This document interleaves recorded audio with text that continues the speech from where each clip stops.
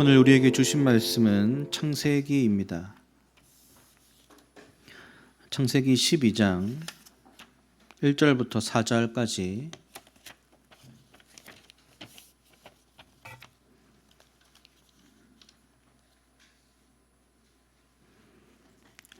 4절까지 말씀이니까요. 우리 다 같이 한 목소리로 읽도록 하겠습니다. 시작.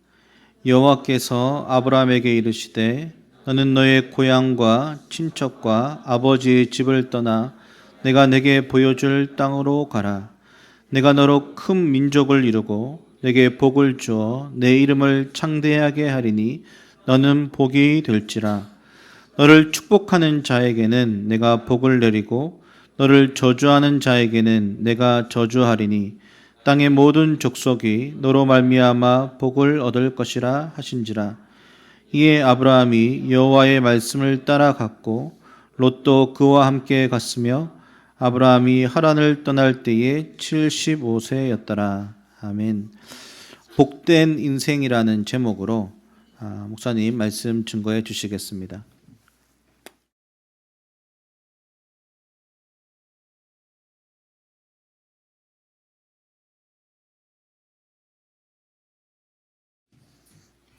명절 잘 지내셨습니까? 네, 뵙고 싶었습니다. 김태형 목사님 말씀처럼 본당이 깨끗해졌습니다. 네, 또 이충원 목사님, 제가 그래서 어제 이충원 목사님한테 그렇게 말씀드렸습니다. 드디어 이충원 목사님이 돌아왔다. 정말 10년 전에도 그렇게 청소를 열심히 해주셨는데 오셔서 또 어제 하루 종일 또 섬겨주셔서 너무 또 감사하다라는 생각이 듭니다. 오늘 하나님께서도 우리에게 주실 말씀들을 우리가 좀 기대하면서 나가면 좋겠는데요.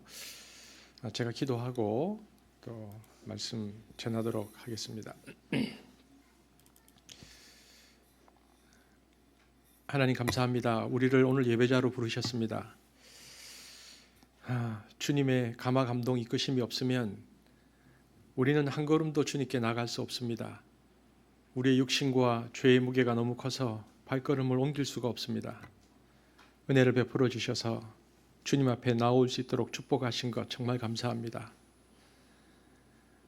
오늘 또 권사님 기도하셨던 것처럼 성령의 이끄심, 예배 중에도 깊이 임할 수 있도록 하여 주셔서 우리가 지성소로 들어가게 도와주시고 말씀을 들을 수 있도록 축복하여 주옵소서. 주의 말씀을 우리 마음판에 새기게 도와주사 우리의 삶과 이 공동체가 말씀으로 빚어질 수 있도록 축복하여 주옵소서. 예수님 이름으로 기도합니다. 아멘. 오늘 복된 인생이라는 제목으로 말씀을 전하겠습니다. 우리가 성경을 읽으면 깨닫는 것 중 하나는 하나님께서 하나님의 사람을 부르실 때 2번 부르신다라는 특징이 있습니다. 왜 2번에 걸쳐서 사람을 부르실까? 그 이유는 잘 모르겠지만 제 생각에는 사람이 첫 번째 하나님의 부르심을 받을 때는 하나님의 뜻을 완벽하게 이해하고 순종하지 못하기 때문에 또 숙성 기간이 필요하고 그래서 어느 정도 깨달은 다음에 또다시 부르는 것이 아닌가 저는 그런 생각을 해봅니다. 신앙도 숙성이 필요하다라는 것입니다. 성경에 보면 베드로 같은 경우에 하나님께서 베드로를 2번 부르셨습니다. 처음 갈릴리 바다에서 주님의 권능이 나타나셨죠. 밤이 맞도록 그물질했지만 한 마리 고기도 잡지 못한 베드로에게 주님은 깊은 곳으로 가서 배 우편에 그물을 내리라 하시고 그 결과로 그물이 찢어질 만큼 고기가 잡히는 이적을 드러내셨습니다. 베드로는 그 이적 앞에서 예수님 안에 있는 신성을 발견하죠. 그래서 이렇게 말합니다. 주여, 나를 떠나소서 내가 죄인이로소이다. 고백하고 그리고 주님을 영접하게 됩니다. 그 이후에 베드로가 3년 동안 주님을 쫓아다녔지만 나중에 베드로는 주님을 부인하게 됩니다. 십자가에 주님이 잡히시는 전날 밤 베드로는 주님을 모른다고 3번이나 부인합니다. 그리고는 절망하고 좌절한 가운데 다시 고향으로 가서 어부 생활을 하죠. 그런데 첫 번째 부르심이 있었던 그 갈릴리 바다에 부활하신 예수님께서 다시 나타나십니다. 그리고 베드로를 부르시고 떡과 고기를 구워주시면서 그 바닷가에서 내가 나를 사랑하느냐 이렇게 반복해서 물으십니다. 베드로는 주님 내가 주를 사랑합니다라고 고백하죠. 그러자 주님께서는 베드로를 다시 두 번째 부르시는데 내 양을 먹이라 3번 반복해서 목자로 부르십니다. 이렇듯 베드로의 부르심은 2번에 걸쳐 일어났다는 것을 알게 되어집니다. 사도 중에서 가장 유명한 사도 중 한 명은 사도 바울입니다. 바울도 마찬가지입니다. 예루살렘에서 다마스커스로 내려가는, 지금 시리아 지역이죠. 다마스커스로 내려가는 그 대로로 내려갈 때에 그때는 사도 바울은 사울이라는 이름을 가진 청년이었고 교회의 핍박자였습니다. 이 사도 바울에게 주님이 첫 번째 나타났는데 빛으로 나타나셨습니다. 영광의 하나님이 나타나신 거죠. 빛 가운데 사도 바울은 쓰러졌고 자기가 핍박하는 예수님이 하나님이시라는 것을 그 자리에서 깨닫게 됩니다. 그래서 예수님을 영접하고 주님의 백성이 됩니다.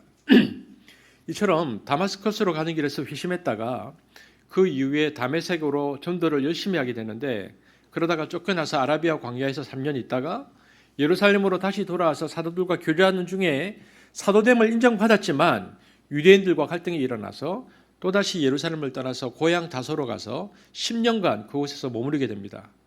그런데 10여 년이 지난 후에 하나님께서는 바나바를 통해서 이 바울을 다시 불러서 안디옥 교회를 섬기게 하였고요. 안디옥 교회에서 사역을 바나바와 바울이 잘 감당하고 있을 때 그때 하나님의 두 번째 부르심이 들어옵니다. 안디옥 교인들이 금식하고 기도하고 있을 때 성령의 말씀이 임하는데 바나바와 바울을 따로 세우라. 말씀의 부르심이 있어서 안디옥 교회에서 바울은 두 번째 부르심을 받고 사도, 선교사로서 파송을 받습니다. 여러분, 제가 베드로와 바울의 경우를 말씀드렸는데 이 두 사건은 공통점이 있습니다. 그들을 첫 번째 부르실 때의 첫 번째 부르심은요, 능력의 부르심이었다는 것입니다. 베드로에게는 그물이 가득 차는 이적으로, 사도 바울에게는 다메섹 도상에서 빛으로 오시는 능력으로 하나님께서 찾아오셨습니다. 그러나 두 번째 부르심은 달랐습니다. 첫 번째 부르심은 능력이었지만 두 번째 부르심은 말씀으로 그들을 부르셨습니다. 갈릴리 바닷가에서 내 양을 먹이라고 주님은 대화하시면서 그를 부르셨고요. 안디옥 교회에서는 성령께서 말씀으로 바나바와 바울을 따로 세우라라고 하셨습니다. 성격도 다릅니다. 성격도 첫 번째 부르심은 하나님의 백성으로서의 부르심, 즉 신자로의 부르심이었습니다. 하나님을 알지 못했던 베드로가 예수님의 신자로서 하나님의 백성으로 부르심을 받았고요. 사도 바울도 마찬가지입니다. 그러나 두 번째 부르심은 신자로서의 부르심이 아니라 제자로서의 혹은 목자로서의 부르심이었습니다. 그러니까 첫 번째 부르심이 구원을 주시는 구원의 부르심이라면 두 번째 부르심은 세상에서 감당해야 할 사명으로의 부르심이었습니다. OMF 총재였고 영국의 유명한 선교사요 선교학자인 리카일 그린은 이렇게 말했습니다. 제가 리카일 그린의 말을 그대로 읽어드리겠습니다. 우리는 하나님으로부터 두 번 부르심을 받게 된다. 그리고 두 번 방향 전환을 하게 된다. 첫 번째는 나 자신과 세상을 따라 살던 내가 하나님의 부르심에 따라 예수님께로 방향 전환을 하게 되는 것이다. 주님을 향해 초점을 맞추고 십자가를 향하여 180도 돌아서게 된다. 이것을 성경은 회개 혹은 회심이라고 부른다. 두 번째는 그 은혜 받는 속죄의 은혜의 십자가 자리에서 할 일 많은 세상으로 또다시 부르심을 받는다. 이것이 세상으로의 부르심이다. 그래서 우리는 나 자신에게서 십자가로 돌아서고 십자가에서 다시 세상을 향하여 두 번째로 돌아서게 된다. 이렇게 말했습니다. 여러분, 오늘 본문을 보면 아브라함에게도 두 번의 부르심이 있었습니다. 첫 번째 부르심은 우리가 살펴본 것처럼 갈대아 우르였습니다. 영광의 하나님께서 갈대아 우르에서 아브라함에게 나타나셨습니다. 그리고 이렇게 말씀하셨죠. 내 본토 친척 아버지 집을 떠나 내가 내게 지시할 땅으로 가라. 영광의 하나님을 만나고 은총의 하나님을 체험하고 이 아브라함은 그 아버지 데라와 함께 갈대아 우르를 떠납니다. 그리고는 지도를 보면 10개의 도시 국가들이 연이어 있는 티그리스 그리고 유프라테스 강 사이의 마지막 도시 하란에 가서 머무르게 됩니다. 그리고 아브라함의 나이가 75세가 되었을 때, 그러니까 하란에 머문 지 14년이 되었을 때 그 아버지 데라가 145세 되는 해에 하나님은 하란에 있는 아브라함을 다시 두 번째 부르십니다. 이 두 번째 부르심은 그런데 갈대아 우르에서의 영광의 하나님의 부르심과는 달리 말씀으로 부르셨다는 것을 알 수 있습니다. 과거 갈대아 우르에서는 영광의 하나님으로 능력의 하나님으로 나타나셨지만 이제 하란에서는 하나님께서 아브라함을 인격적인 방식으로, 그러니까 사람의 말로 말씀의 형태로 임재하셔서 그를 이끌었습니다. 그것이 4절입니다. 한번 함께 읽겠습니다. 시작.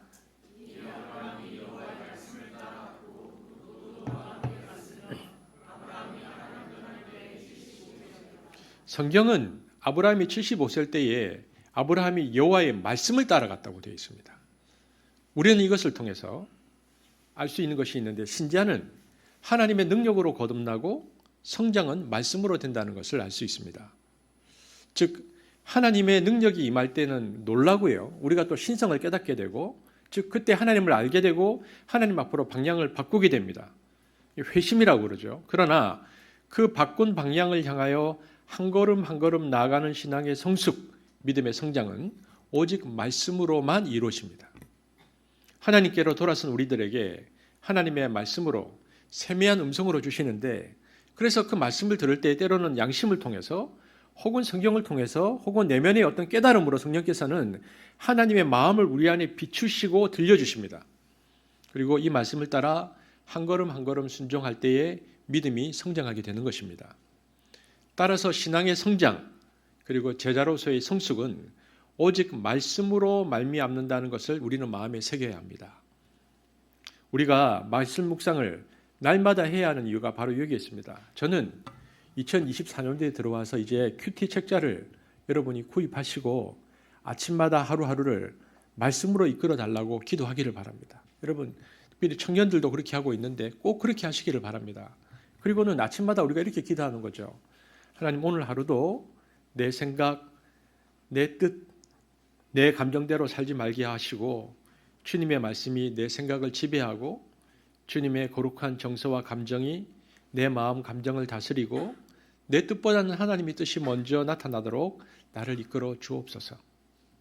이렇게 믿고 기도하고 주님의 음성을 구할 때에 주님께서는 그날 아침 본문을 통해서 우리에게 감동을 주시고 깨닫게 하는 부분이 있고, 때로는 통찰력이 오기도 하고, 아, 이거구나 하고 어떤 성경이 열리는 체험을 하게도 됩니다. 말씀의 인도를 받는 것입니다. 이렇게 하루에 한 번씩 하나님의 인도를 받으면서 그 말씀을 의지하고 순종하며 살다 보면 하나님께서 그 사람을 계속해서 말씀으로 이끌어 가십니다. 여러분, 이런 사람들은요, 특징이 하나님의 인도를 잘 받습니다. 말씀에 대해서 민감해지기 때문입니다. 그래서 하나님의 뜻에 대한 분별력이 생깁니다.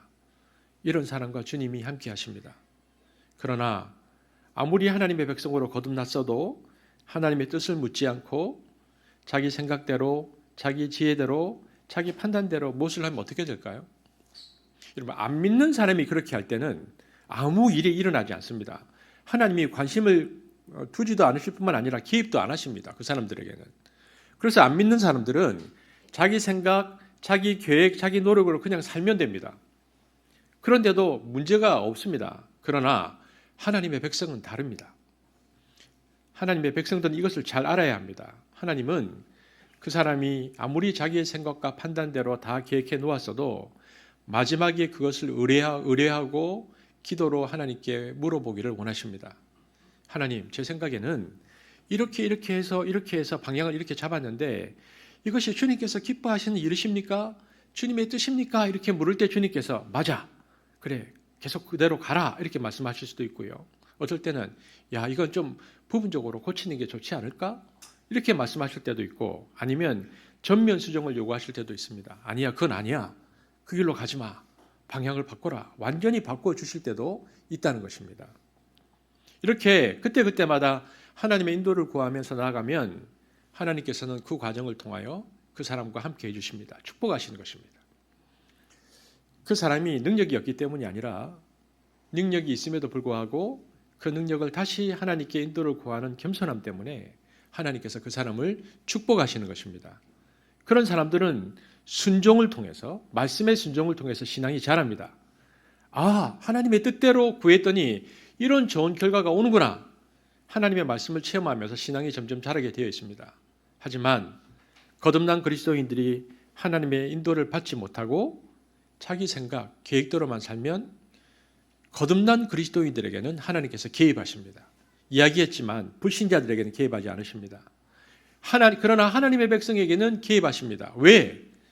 하나님의 자녀로서 하나님과의 관계를 계속 강화시켜야 하기 때문에 개입해서 자기의 노력과 자기의 애씀의 한계를 자꾸 직면하게 만드십니다. 왜?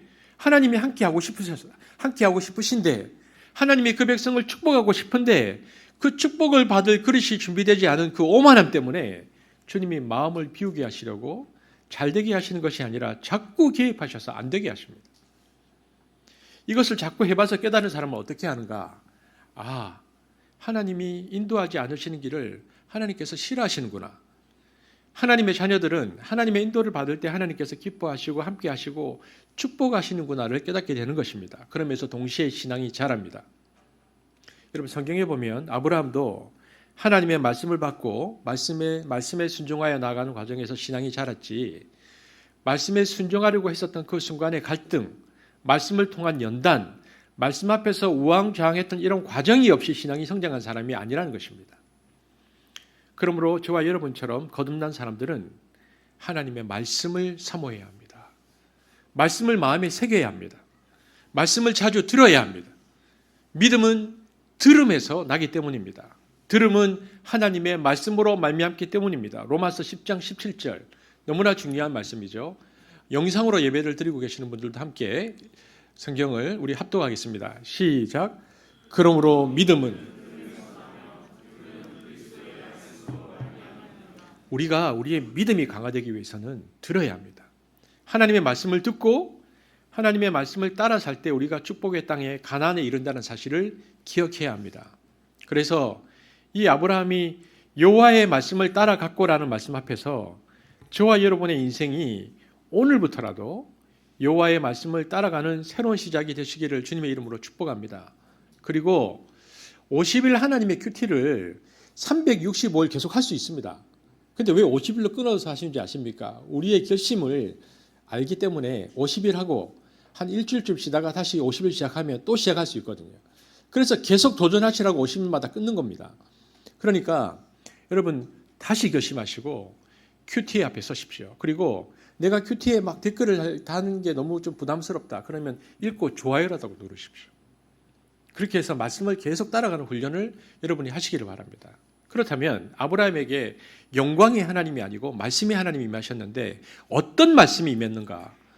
말씀의 내용을 볼 수 있는데 1절부터 3절을 보면 세 가지의 어떤 말씀이 아브라함에게 임했습니다. 한번 같이 읽어보고 여러분 여기서 어떤 말씀, 세 가지 말씀이 임했는지 여러분 한번 찾아보십시오. 시작. 여호와께서 아브라함에게 이르시되 너는 너의 고향과 친척과 아버지를 떠나 내가 내게 보여줄 땅으로 가라. 내가 너로 큰 민족을 이루고 내게 복을 주어 내 이름을 창대하게 하리니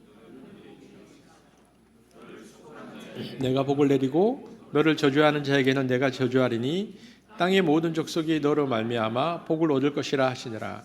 하나님이 아브라함을 하란에서 불러내실 때 두 번째 부르심에는요, 부르실 때에 말씀을 주시면서 세 가지 약속을 하셨습니다. 첫 번째는 뭡니까? 내가 너로 큰 민족을 이루겠다. 여러분 이때 아브라함의 나이가 75세였습니다. 그런데 자식이 없었죠. 자식이 없는 아브라함이었으니까 조카 롯에 대한 아브라함의 마음이 얼마나 애틋했는지 짐작할 수 있습니다. 두 사람의 관계는 아주 특별했습니다. 롯에게도 아브라함은 아버지 같은 존재였을 것입니다. 그러니까 가문의 대가 조카 롯 외에는 끊어지게 되었습니다. 그래서 아브라함은 롯에게 집중하고 있었죠. 그런데 하나님께서 내가라고 나타나십니다. 내가, 즉 주도적으로 아브라함을 축복해서 네가 자손이 많아져서 큰 민족을 이루게 하겠다라고 약속을 주십니다.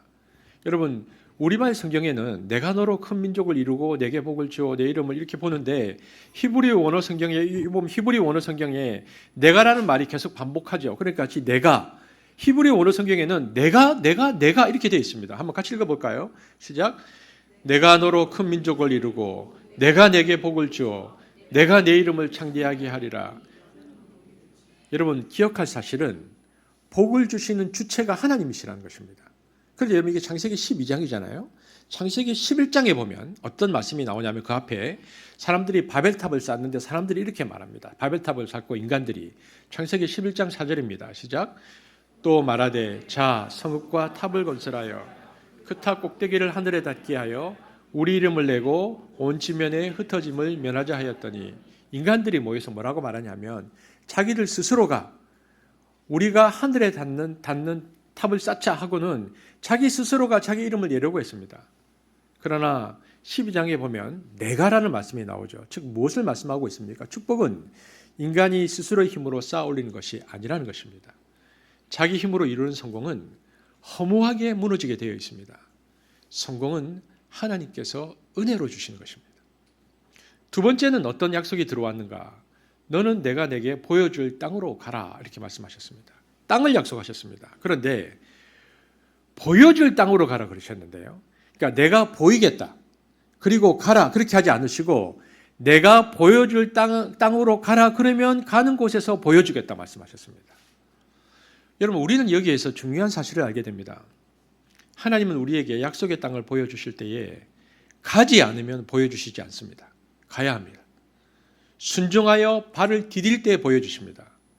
여러분 하나님께서 그래서 우리에게 보여주실 그 땅은 믿음으로 여는 것입니다. 처음 구원받을 때는 하나님을 모르니까 하나님이 능력으로 임하십니다. 구원하실 때는 믿음이 없는 사람이 어떻게 그 발걸음을 뗍니까? 그러니까 믿음이 없으니까 먼저 구원하시려고 이적으로 기적으로 혹은 신비한 어떤 것으로 나타나셔서 그 사람에게 믿음을 일으키십니다. 구원을 주시고 먼저 보여주시고 처음 예수를 믿을 때는 먼저 보여주시고 데리고 가십니다. 홍해를 갈 때도 그러셨습니다. 하나님이 먼저 홍해의 물을 갈라놓으시고 건너가게 하셨습니다. 그러나 이스라엘의 신앙 광야 40년 여정이 다 끝나고 그들이 성숙한 다음에 요단강에 들어갈 때는 하나님이 요단강을 가르지 않으셨습니다. 요단강을 먼저 가르고 길을 보여주고 가라 하신 것이 아니라 먼저 발을 디뎌라. 그래서 강이 갈라지지 않았는데 제사장들이 언약궤를 메고 강에 발을 디뎌 놓았더니 강이 쫙 하고 갈라지고 이스라엘이 그 길로 걸어가는 것입니다. 여호수아 3장 8절 읽어볼까요? 시작. 너희가 요단 물가에 이르거든 요단에 들어서라 하라. 그리고 15절부터 17절 다 읽겠습니다. 시작. 요단이 곡식 거두는 시기에는 궤를 맨 제사장들의 발이 물가에 잠기자 곧 위에서부터 흘러내리던 물이 그쳐서 사르단에 가까운 매우 멀리 있는 아담 성읍 변두리 일어나 한 곳에 쌓이고 아라바의 바다 여매로 향하여 흘러가는 물은 온전히 끊어짐에 백성이 여리고 앞으로 바로 건널세 여호와의 언약궤를 맨 제사장들은 요단 가운데 마른 땅에 굳게 섰고 그 모든 백성이 요단을 건너가기를 마칠 때까지 모든 이스라엘은 그 마른 땅을 건너갔더라. 여러분 말씀이 보이십니까? 홍해는 가르시고 건너가라 그랬지만 40년이 지난 다음 요단은 하나님께서 가르시고 건너가라 하지 않고 너희들이 믿음으로 발을 내디디면 열린다고 말씀하셨습니다. 이처럼 두 번째 부르심의 특징은요. 보여주고 가라 하지 않으십니다. 하나님은 아브라함에게 보여줄 테니까 가라 하지 않으시고 보여줄 땅으로 가라. 그래서 아브라함은 하나님의 말씀에 순종하여 갈 바를 알지 못하고 그러니까 어디로 가야 할지 알지 못하고 방향을 몰랐지만 하나님의 말씀 따라 그 말씀을 따라 한 걸음 한 걸음 가다가 가나안 땅에 이르렀고 그곳에서 하나님이 아브라함에게 창세기 12장 5절에서 7절에 보면 나타나셔서 네가 지금 네 눈으로 보고 있는 이 땅이 바로 내게 줄 땅이다. 그때 비로소 말씀하십니다. 그러니 먼저 가야 합니다. 그래야 열립니다. 이것이 믿음의 원리입니다. 믿음이 없는 불신자는 하나님께서 먼저 믿음을 주시고 여셨지만 이제 예수 믿고 시간이 지나고 숙성된 사람들에게는 하나님께서 먼저 믿음을 요구하십니다. 내가 먼저 믿음으로 아멘으로 응답하고 실천하고 행동하기를 원하신다는 것입니다. 그러면 열릴 것이다. 이렇게 하나님은 제일 먼저 그들에게 자식을 약속하셨고요. 땅을 약속하셨습니다. 이처럼 하나님의 나라를 아브라함을 통하여 새로운 대한 공동체를 하나님께서 세우실 때에 여러분 제가 질문해 보겠습니다. 여러 번 질문했는데 국가의 3요소가 뭡니까? 국가의 3요소. 땅, 그 다음에 백성, 그 다음에 주권입니다. 그러니까 땅이 필요하고 국민이 필요하니까 내 자손을 약속하시고 그리고 내가 보여줄 땅으로 가라 하셨습니다. 땅이 없으면 안 되고 국민이 있어야 합니다. 그래서 그 약속을 먼저 하십니다. 그러나 나라의 가장 중요한 요소는 무엇이라고요? 주권입니다. 땅이 있고 국민이 있어도 주권이 없으면 나라가 아닙니다. 그 나라에 주권이 있어야 합니다. 을사늑약으로 우리가 나라를 빼앗겼을 때 삼천리 반도 금수강산 땅은 그대로 있었고 2천만 조선 백성도 그대로 있었습니다. 그러나 주권이 없었습니다. 그래서 일제에게 나라를 빼앗겼죠. 그래서 나라의 핵심 개념은 주권입니다. 오늘날 주권은 대한민국이다. 이 주권은 어디서 인정받느냐? 유엔에서 인정받습니다. 그래야 독립국가가 됩니다. 그래서 지금도 신생국가가 생기면 유엔에서 모여서 그 나라를 인정할 것인가 말 것인가를 결정합니다. 하지만 고대 사회에서는 유엔 같은 조직이 없었습니다. 그렇다면 한 나라가 어디로부터 인정받아야 주권국가가 될 수 있는가? 고대에서는 주변의 강대국이었습니다. 아브라함이 이스라엘을 팔레스타인 땅에서 세우게 되는데 누가 그것을 인정해 줘야 주권국가가 되는가? 그 당시로는 아래쪽 이집트가 인정해 줘야 되고 위쪽 바벨론이 인정해 주고 모압, 암몬, 시리아 이런 나라들이 인정을 해 주어야 독립국가가 되는 것입니다. 그래서 이 주권의 문제가 한 왕국이 세워지는 주권의 문제는 어디서부터 들어오느냐? 이집트로부터 왔으면 이집트의 종주국이 되는 것입니다. 이집트가 주인이 되고 그 신하 봉신국가가 이스라엘이 되는 것입니다. 바벨론과 협정을 맺으면 바벨론이 종주국, 이스라엘은 바벨론의 봉신국, 신하국가가 되는 거죠. 이것이 고대의 문서에 나타나는 것인데 오늘 본문에 보면요. 아주 묘한 말이 나옵니다. 땅과 민족을 이야기하시고 내게 복을 주겠다 이야기해놓고는 3절에 이 말씀을 하십니다. 함께 읽겠습니다. 시작. 너를 축복하는 자에게 땅의 모든 족속이 너로 말미암아 복을 얻을 것이니라 하시니라. 이 말을 여러분 성경을 읽으실 때 이 말을 어떻게 이해하십니까? 이 말을요. 오늘날 우리의 시국 개념으로 이해하려고 하면 이해할 수가 없습니다. 이 본문은. 왜냐하면 우리는 이해가 안 되는데 지금부터 약 4,000년 전에 살았던 아브라함은 이 말씀을 하나님께서 하시자마자 이것이 무슨 말씀인지 곧바로 알아들었습니다. 최근까지 잘 몰랐는데 그런데 이것이 정확하게 아브라함 시대에 무슨 의미인지 알게 되는 사건이 1970년대에 M.G. 클라이라는 고고학자가 지금 이분이 웨스트민스터 신학대학의 구약 교수가 된 분인데 이분이 팔레스타인 유적을 발굴하다가 BC 18세기 지금부터 약 4,000년 전 아브라함 당시의 헷 족속 히타이트 제국의 외교 문서를 발견하게 됩니다. 1970년도에. 해석을 하다 보니까 놀라운 문구가 거기서 나왔는데 오늘 하나님이 아브라함에게 하신 문구와 똑같은 문구가 그 당시 외교 문서에서 나온 것입니다. 내용은 이렇습니다. 히타이트 제국의 대왕이 주변에 있는 작은 나라와 동맹관계를 맺는 계약을 체결합니다. 그러면 헷 족속의 왕과 작은 나라의 왕이 나와서 사인을 하는데 그 다음 헷 족속의 왕이 작은 나라의 왕에게 뭐라고 선포하냐 하면 그 문서에 보면 너는 복을 받을 것이고 내가 너와 내 민족에게 복을 줄 것이다 이렇게 얘기합니다. 그리고는 너를 축복하는 사람, 너와 동맹을 맺거나 우호관계에 있는 나라는 나도 축복해서 그 나라를 침공하지 않고 잘 대해줄 것이고 너를 저주하고 너에게 대적하는 나라가 있다면 그런 민족이 나온다면 나도 그를 저주할 것이다. 이게 4,000년 전에 고대 외교 문서에서 발견된 것입니다. 오늘날로 말하면 한미 상호 방위 조약입니다. 한국과 미국이 서로 지금 군사 동맹을 맺고 있는데 FTA를 통해서 경제 동맹도 맺고 있습니다. 군사와 경제에 있어서 지금 이렇게 서로 맞물려 있는 국가인데요. 한미 상호 방위 조약을 맺은 뒤에 주한미군이 어디에 주둔했었습니까? 휴전선, 동두천, 의정부 쪽으로 다 주둔했습니다. 지금 평택에 있죠. 이것을 뭐라고 불렸냐면 인계철선이라고 불렀습니다. 여러분 그 전쟁 영화 같은 데 보면 철선에 안전선을 쭉 깔아놓다가 저기 건너면 안전핀이 빠지면서 폭탄이 막 연속적으로 계속 터지는 장면을 알 겁니다. 주한미군이 인계철선입니다. 왜냐하면 주한미군이 휴전선 밑에 딱 다 차지하고 있기 때문에 북한군이 쳐들어오면 즉시 의정부 동두천 주한미군 쪽으로 이게 총알이나 폭탄이 떨어지면 미 이사단이 쑥대밭이 되고 그래서 미군이 죽어나가고 교전 상태가 되면 즉시 본토에서 미군의 본부대가 들어오는 겁니다.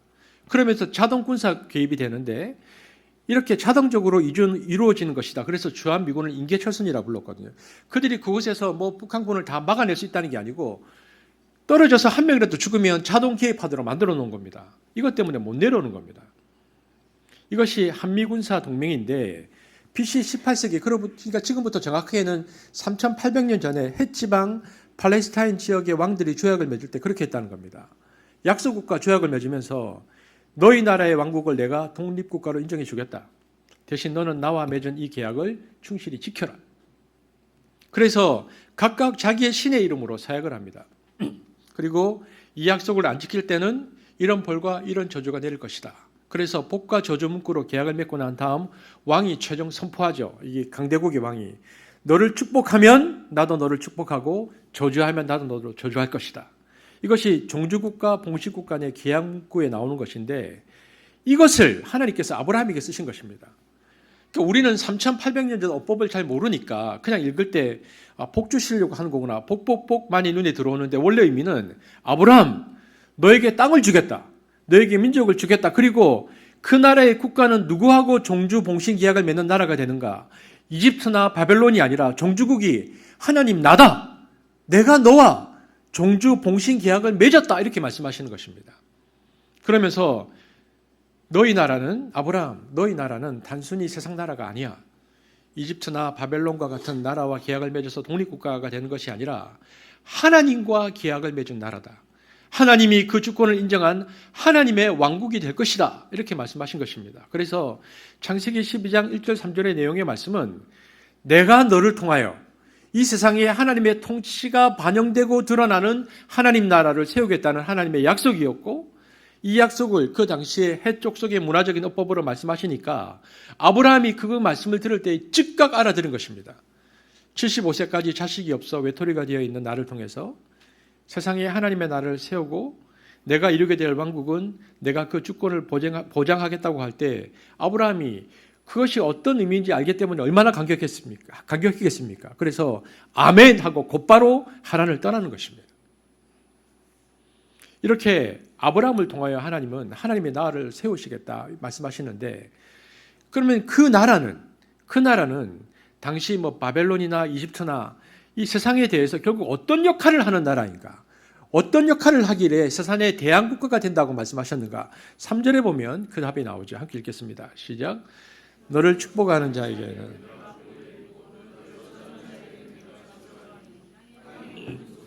너로 말미암아 복을 얻을 것이라 하신지라. 그러니까 이렇게 말씀하시는 것입니다. 너는 복 자체가 되어서 너를 통하여 세상 모든 민족이 복을 받을 것이다. 한마디로 너는 축복의 통로가 될 것이다. 한마디로 아브라함은 하나님의 복덩어리였습니다. 하나님의 축복의 통로였습니다. 저는 우리 교회 성도들이 모두가 하나님의 복덩어리가 되었으면 좋겠습니다. 아멘 하신 분만 받아가지고 제 이름이 김동인이잖아요. 이름은 김복인 이랬으면 좋겠습니다. 하나님이 원하시는 것입니다. 그런 자아를 가지는 것. 그래서 우리 그리스도인들이 무슨 생각을 해야 되냐면 하나님이 나를 복으로 축복하셨고 나는 복덩이다라는 자기 자아의식이 있어야 됩니다. 남편들 이런 자부심이 있어야 됩니다. 내가 결혼하면서 우리 아내는 복받았다. 나 때문에. 우리 아내는 하나님의 축복을 받고 행복하게 살 것이라는 확신이 있어야 됩니다. 남편들. 아내는 내가 결혼하면서 우리 남편 복받았지. 이 시집 복받았지. 나는 하나님의 축복을 가지고 이 집으로 갔지. 이 확신이 있어야 됩니다. 여러분 저도 있습니다. 제가 늘 말씀드리지만 저는 특별히 여러분에게 해드리는 건 없습니다. 그러나 제가 여러분 한 사람 한 사람을 위해서 기도하면 내가 그 자리를 지키면 여러분이 복받는다는 것을 압니다. 여러분 이런 긍정적인 자아가 있으면요. 부정적이거나 비판적이지 않게 됩니다.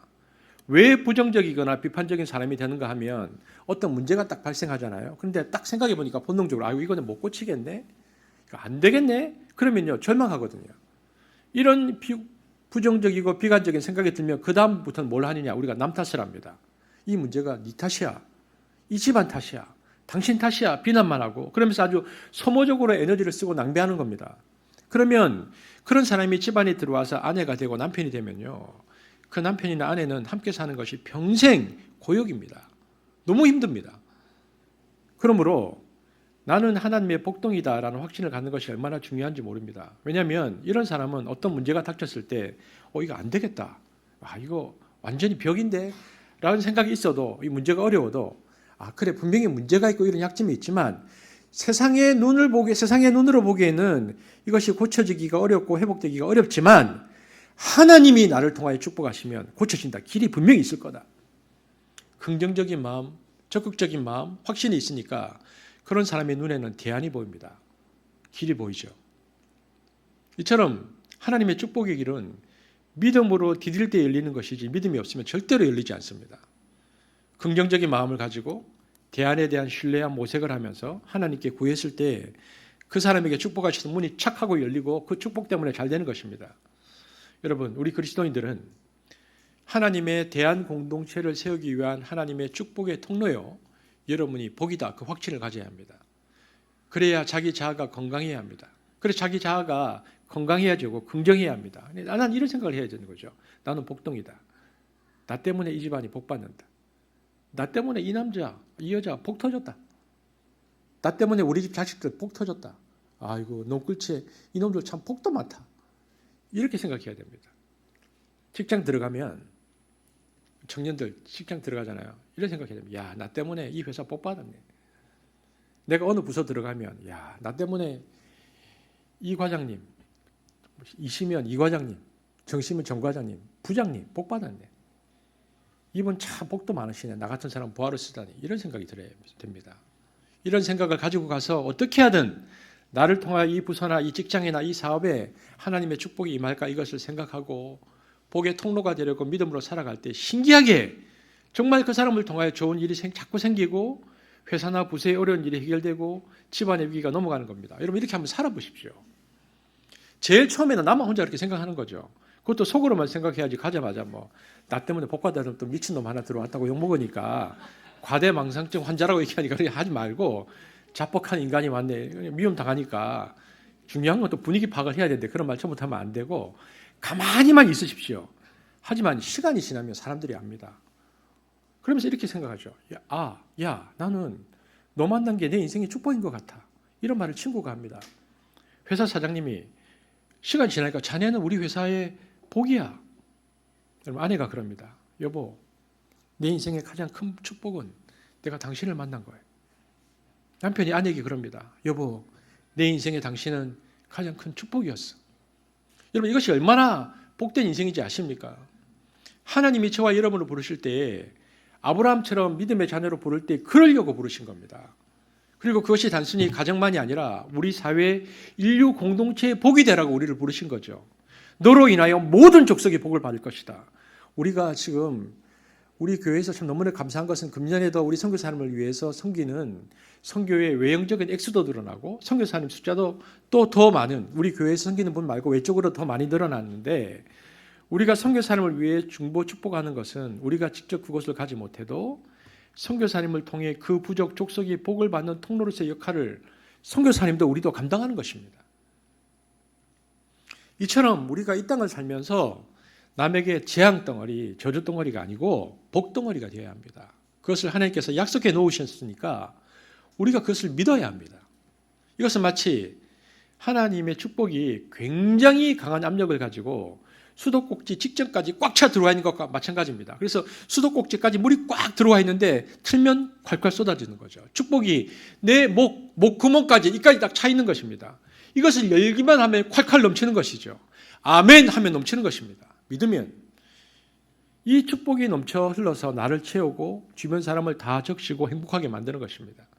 여러분, 제가 그래서 큐티를 할 때도 그렇고 또 뭐 이렇게 어떤 글을 쓸 때도 그렇고 제일 뒤에는 제가 여러분을 축복합니다라는 말을 제가 많이 그걸로 끝냅니다. 왜냐하면 하나님께서 우리를 그것으로 부르셨다는 것을 알기 때문입니다. 이처럼 하나님의 사람들은 주변 사람들을 행복하고 복되게 만들 책임이 있습니다. 그 능력이 있습니다. 그런데 문제가 뭐냐? 받았는데 안 쓰는 겁니다. 아예 안 씁니다. 여러분, 이것이 얼마나 큰 비극입니까? 하나님께서 아브라함에게 이렇게 말씀하셨죠. 너는 복이 될지라. 다시 읽어볼까요? 창세기 12장 2절 3절 시작.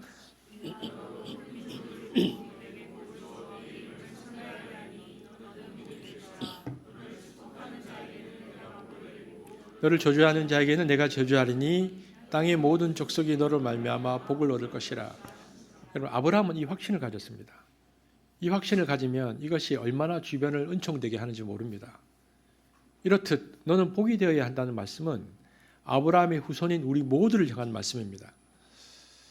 자, 제가 한번 성경 퀴즈. 아브라함의 손자는 누굽니까? 아브라함 손자 이름. 그죠? 이삭, 그 다음에 누굽니까? 야곱이죠. 근데 아브라함의 손자, 아브라함의 손자 야곱에게 그 외삼촌 라반이 뭐라고 얘기합니까? 자네 때문에 우리 집안에 하나님께서 복을 내리셨군. 이렇게 고백합니다. 자, 이집트의 경호대장 보디발이 요셉은 아브라함의 뭡니까? 증손자입니다. 요셉에게 뭐랍니까? 창세기 39장 5절에 보면 요셉으로 인하여 자기 집이 하나님의 복을 받는다고 고백했습니다. 아브라함의 손자도 증손자도 내가 당신들 때문에 복 받고 있다는 고백들을 사람들에게 듣기 시작했다는 것입니다. 우리는 어떻습니까? 신앙적으로 아브라함의 후손인 우리도 다른 사람에게 복의 통로가 되고 있는가? 아니면 복의 통로는 고사하고 오는 복을 깨고 있지는 않은가? 하나님을 믿는 우리의 사명은 매일의 삶 속에서 다른 이들을 위한 복의 통로가 되는 것입니다. 우리의 인생의 목적은 대단한 것이 아니라 자기 삶의 현장에서 만나는 사람들을 위한 복의 통로가 되는 것. 저는 저와 여러분의 삶이 하나님 앞에서 복의 통로의 삶이 되기를 축복합니다. 그렇다면 생각해야 하는 것은 복의 의미입니다. 축복의 통로인데 무슨 복이냐? 하나님이 주시는 복의 진정한 의미가 무엇인가 하는 것이죠. 여러분, 복하면 우리가 가장 먼저 생각하는 개념은 뭡니까? 얘기해 보십시오. 야, 저 사람 복 받았다. 그럼 뭡니까? 어렵습니까? 물질적 풍요와 연결시킵니다. 많은 재물을 가진 사람을 복받은 사람이라고 말합니다. 어떻게 부자가 되었든 상관없이 축복받는 사람이라고 부러워합니다. 여러분, 아파트 값이 2배로 뛰었어요. 야, 복받았다. 사놓은 땅값이 오르는 것 우리가 복이라고 생각합니다. 또 우리는 또 뭘 복과 연결시키냐면 행운을 복과 연결시킵니다. 심심풀이로 복권을 샀는데 여러분 복권 사신 적이 있으십니까? 묻지는 않겠습니다. 손 들자고는. 저는 아직 한 번도 사본 적은 없습니다. 그런데 복권을 샀는데 저 상상을 해본 적은 있습니다. 그런데 10억 원에 당첨되었다. 그럼 뭐랍니까? 야, 저 사람 복 받았다. 백화점에 산 물건이 너무 마음에 안 드는 거예요. 그래가지고 밖으로 갔는데 입구에 딱 들어갔는데 갑자기 사람들이 막 축복을 터뜨리면서 100만 번째 고객이라면서 100만 원짜리 상품권 받으면 복 받았다. 이렇게 생각합니다. 우리는 어렸을 때부터 행복을 물질적인 것에서부터 찾도록 훈련되어져 왔습니다. 자본주의 사회니까. 이렇게 프로그램화 되어 있습니다. 그래서 우리는 행복을 물질을 통해서 쟁취하려고 합니다. 그런데 여러분, 근데 과연 이것이 성경에서 말하는 복이 맞는가 하는 거죠. 심지어는 교회 안으로 이 물질적 축복이 들어와서 어떤 놀라운 용어가 생겼습니까? 삼박자 축복. 여러분, 삼박자 축복이 어디서 나온지 아십니까? 그 순복음 쪽에서 말하는 삼박자 축복, 요한일서 3장. 저 한번 보십시오. 성경 보고 있습니다. 자, 요한일서 3장 1장 2절 잘 읽겠습니다. 시작.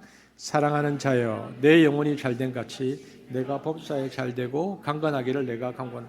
여러분, 이게 삼박자 축복입니다. 이 구절이죠. 예수를 믿으면 영혼 구원은 물론이고 물질복, 건강 축복까지 받는다는 겁니다. 이게 삼박자 축복이죠. 그래서 오늘날 많은 이들의 동기는요, 기복주의입니다. 복 받는 게 최고의 목표입니다.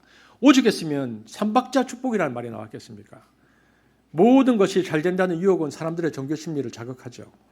부도 직전에 몰렸다가 기사회생했다거나 죽을 병에 걸렸다가 치료되었다는 간증류의 신앙이 대세를 이루는 이유가 바로 그것입니다. 삼박자 축복. 이처럼 인간은 누구나 복받기를 원하고 그래서 행복하기를 바랍니다. 그리스도인이 그래서 하나님을 믿고 예수를 따르는 것 역시 딱 들어가 보면 우리도 삼박자 축복에서 자유롭다라고 과연 말할 수 있을까요? 복받고 행복하기를 위해서입니다. 그런데 성경을 보면요, 너무 아이러니하게도 정작 예수의 삶을 들여다보면 예수의 삶은 우리가 생각하는 행복과 너무 거리가 있어 보입니다.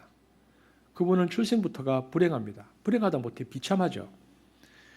그분이 걸어가신 길도 그렇고 사귄 친구들도 온통 불행한 사람들이고 당신을 불행하게 만든 사람들 뿐입니다. 사형 선고를 받고 매달린 십자가는 더 말할 나위 없이 불행 그 자체입니다. 그 불행한 분이 과연 우리가 찾는, 오늘날 우리가 구하는 그 행복을 가져다 줄 수 있을까요? 자기 몸 하나 행복으로 채우지 못하고 십자가에 처형된 그분이 우리에게 행복을 약속할 수 있을까요? 그분이 말씀하신 팔복이, 그리고 그분이 말씀하신 그 팔복을 우리가 과연 신뢰할 수 있을까요? 여러분, 그러나 한번 생각해 보십시오. 지금까지 여러분이 살아왔던 인생길에서 여러분이 가장 행복했을 때가 언제인지를 한번 떠올려 보십시오. 너무 놀랍게도 정말 들어가 보면 그것은 많은 물질을 소유하고 권력과 명예를 누렸을 때보다 자발적으로 남을 위하여 자신의 무언가를 주었거나 나누었거나 희생했을 때입니다. 사랑하는 친구를 위해서 자기의 명예를 버렸을 때, 비록 모르는 사람이라 할지라도 아무 바람 없이 선을 행했을 때, 자기의 영달까지도 다 내려놓고 마음을 통 비웠을 때, 남을 위하여 십자가를 쳤을 때, 이상하게 내가 무엇을 획득하고 취득했던 것보다 지금껏 느끼지 못했던 내면으로부터 솟아오르는 충만감을 우리는 느끼곤 합니다. 예수님은 바로 이 행복을, 평상시 우리가 가진 이 행복할 수 있는 마음을 십자가를 통해서 일깨워 주십니다. 우리가 한 명을 위해서 도움을 주어도 이렇게 기쁜데 온 인류를 위한 십자가에서의 그분의 기쁨과 행복은 어땠을까요? 그런 행복은 물질로서 채워지는 것이 아닙니다. 욕심이나 힘으로 얻어지는 것이 아닙니다. 행복은 소유의 차원을 벗어난 곳에서 비로소 찾아듭니다. 행복은 축복의 통로가 될 때 찾아오는 것입니다. 십자가는 그래서 그분께 행복의 원천이었습니다. 십자가 위에서 그분은 강도에게 그리고 지금 우리에게 행복을 약속하십니다. 행복의 원천을 제시하십니다. 남에게 불쌍하고 비참하게 보인 십자가에 처형된 예수께 행복을 비는 우리 그리스도인들은 그래서 십자가의 인생을 살아야 행복할 수 있습니다. 십자가와 함께 제일 먼저 떠오르는 것은 우리가 십자가를 떠올리면 주님께서 지고 가신 십자가입니다. 그 다음 떠오르는 것은 뭐냐? 내 인생에 지워진 십자가입니다. 우리 십자가죠. 이 두 십자가는 주님께서 지고 가셨던 십자가와 우리 인생의 십자가는 내 인생에 교차되면서 사용되고 있습니다. 내게 지워진 십자가가 너무 무겁게 느껴질 때 우리는 주님의 십자가 앞에 꿇어 내 십자가를 가볍게 해달라고 기도할 때가 있습니다. 그런 우리에게 주님께서 이렇게 말씀하시죠. 네 십자가를 지고 나를 따라와라. 무슨 말입니까? 이 말이 주님께서는 당신의 십자가를 지고 가시면서도 우리의 십자가를 생각하신다는 것입니다. 당신처럼 우리도 각자의 십자가를 내려놓지 않고 죽음이 기다리고 있는 골고다 언덕을 향하여 끝까지 지고 올라가라고 말씀하십니다. 우리는 이런 생각을 합니다. 아닌데? 이 십자가만 없다면 나는 행복할 텐데 생각하는 우리들에게 그렇지 않아. 네가 몰라서 그러는데 그 십자가 때문에 네가 행복한 거야 라고 말씀하십니다. 그래서 생각해 봅니다. 내 어깨에 메어진 십자가가 없다면 나는 정말 행복할까? 살다 보면 부모가 십자가가 되고 남편이 십자가가 되고 아내가 십자가가 되고 자식이 형제가 친척이 친지가 서로가 서로에게 십자가가 되고 이웃과 때로는 조국이 나에게 십자가가 되고 가난과 병고가 십자가가 되고 심지어는 하나님도 신앙도 나에게 십자가가 됩니다. 그렇다면 내가 생각하는 그 많은 십자가들을 내 어깨에서 내려놓는 날 과연 내가 바라는 행복을 내가 얻을 수 있을까? 내 인생의 목적은 이런 십자가들을 그냥 다 내려놓는 것일까? 그러나 우리는 알고 있습니다. 내 어깨에 메어진 이 십자가 때문에 우리는 기도하고 하고 싶지 않은 일도 기꺼이 하고 분노하다가도 인내하고 용서하고 화해하게 된다는 것을. 십자가는 내게 사랑의 인내라는 것을 가르쳐주고 그 자체로 사랑임을 깨우쳐주는 선물임을, 십자가야말로 나를 사랑하는 존재로 키워주고 겸손하게 하고 없는 이들에게 자비를 베풀게 하고 희생이 기쁨이며 그게 바로 삶이라는 것을 깨닫게 해주는 은총이라는 것을. 하지만 우리가 십자가를 내 어깨에서 모두 다 내려놓는 그날 나는 희생도 용서도 화해도 모르는 비정한 인간이 되고 내 몸에서 사랑을 발산하지 못하는, 사랑하지도 사랑받지도 못하는 돌같이 차가운 존재가 되고 만다는 것을 우리는 압니다. 그래서 십자가가 축복입니다. 그래서 십자가가 행복입니다. 그래서 그분은 네 십자가를 지고 나를 따르라고 말씀하십니다. 많은 사람들이 자신의 인생의 목적을 간절히 알고 싶어합니다. 우리 청년들 특별히 더 그럴 겁니다. 내 인생의 목적이 뭔가? 그래서 내가 이 인생의 목적을 이룰 수만 있다면 정말 행복할 텐데 나는 그 목적이 뭔지 도무지 몰라 안타까워합니다. 이런 이들을 향하여 하나님께서 말씀하십니다. 너는 복이 되어야 한다. 저는 우리가 행복해지는 비결은 다른 이들을 축복하는 것이라고 확신합니다. 다른 이들을 살맛나게 해주고 몸을 낮추는 사람은 자기 생의 비애가 슬그머니 사라지는 것을 알게 됩니다. 축복을 받는 것도 중요하지만 축복의 매개가 되는 것은 더욱 아름다운 일입니다. 다른 이들과 더불어 화평을 누리고 다른 이들과 더불어 행복을 맛보고 주님의 뜻을 수행하려는 마음을 품어 영과 육이 아울러 건강한 우리가 되어야 합니다. 사도 바울은 예수님의 마음을 그래서 이렇게 표현했습니다. 빌립보서 2장 6절 8절. 바울은 예수님은 이런 마음이셨다는 것입니다. 읽겠습니다. 시작. 그는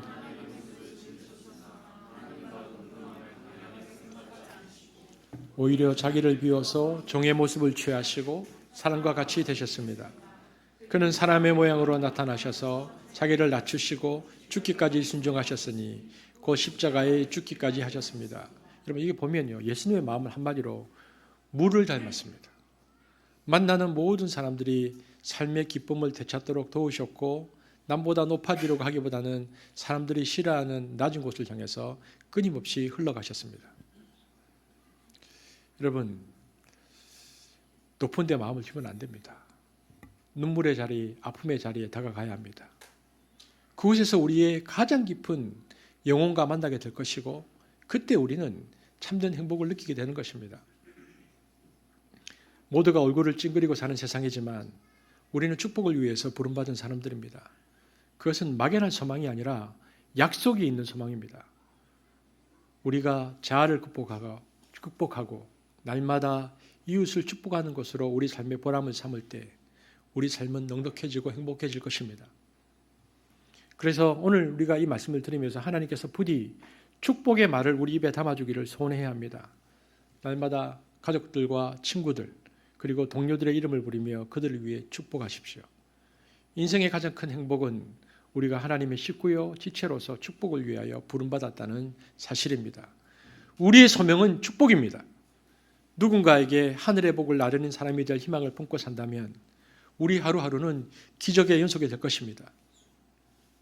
오늘도 내일도 축복의 노래를 불러서 세상을 아름답게 밝히는 우리가 되기를 소망합니다. 우리는 축복의 통로 공동체입니다. 한습이 그 일에 끝까지 쓰임받기를 주의 이름으로 축복합니다. 기도하겠습니다. 사랑의 주님, 우리가 축복을 위하여 부름받았다는 것을 기억하고 내가 있는 그 자리에서 축복의 통로로서 쓰임받게 되어지기를 소망합니다. 우리의 가정이, 그리 남편과 아내가, 우리 자녀들이 나로 인하여 축복받기를 원합니다. 직장에서 나의 동료가, 상사가, 부하 직원들이 나를 위하여 축복받기를 원합니다. 사업의 영역에 있어서 거래처가 그리고 내 주위에 있는 자들이 나를 위하여 축복받기를 원합니다.